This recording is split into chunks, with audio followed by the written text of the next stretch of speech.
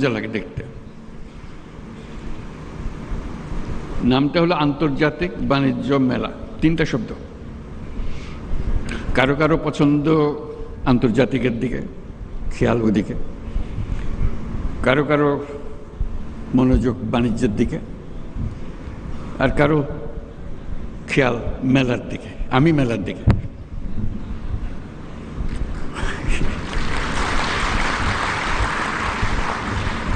ভালো লাগে মেলা,